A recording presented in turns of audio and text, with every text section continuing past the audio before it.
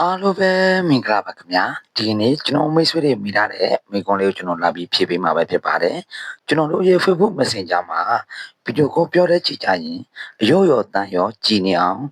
ပြုလုပ်တဲ့နေ့လေးပြောပေးပါဆိုပြီးတော့မိထားတဲ့မိတ်ဆွေတွေအတွက်ဒီကနေ့ကျွန်တော် sharing လုပ်ပေးမှာပဲဖြစ်ပါတယ်โอเคဒါဆိုရင်ဒီဗီဒီယိုလေးကတော့ကျွန်တော်ရဲ့မိတ်ဆွေတွေအတွက်တကယ်ကိုကြိုးရှိမယ်ဆိုရင်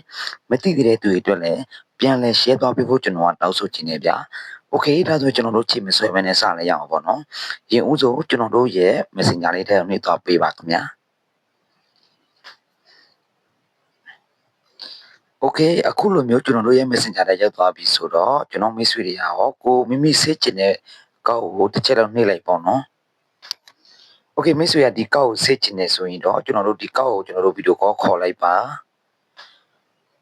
โอเคအခုလိုမျိုးဗီဒီယိုကောခေါ်လိုက်ပြီဆိုရင်တော့ကျွန်တော်မိတ်ဆွေတွေပါနှိပ်စရာမလိုဘူးပေါ်ဆုံးမှဒီမှာစစ်လေး30ကိုနှိပ်ပေးပါဗျโอเคအခုလိုမျိုးနှိပ်လိုက်ပြီဆိုရင်ကျွန်တော်မှတော့ဒီမှာဖွဲ့ထားတယ်နော်တချို့မိတ်ဆွေတွေမှာဒီနေရာမှာဒီလိုမျိုးစာတန်းလေးမပေါ်ဘူး call setting ဆိုပြီးတော့ဒီမှာကျွန်တော်မျှပြပေးထားမယ်ဒီ call setting ဆိုပြီးတော့ပေါ်နေတာဖြစ်တယ်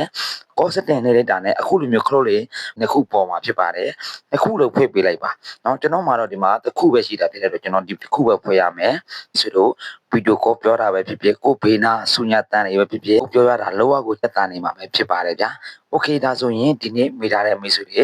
ဗီဒီယိုကောပြောတဲ့ချိန်ကျရင်အယုတ်ရောတန်ရောကြည်အောင်ပြုလုပ်တဲ့နည်းလေးပြောပေးပါဆိုပြီးတော့မိထားတဲ့မိတ်ဆွေတွေအတွက်ဒီကနေ့ကျွန်တော် share လုပ်ပေးတာပဲဖြစ်ပါတယ်ဗျာတကယ်လို့နားမလဲတာရှိရင် comment မှာမှတ်ခဲ့ပါအားလုံးပဲဆင်ပြေပါစေဗျာကျွန်တော်ကတော့စောစောပါ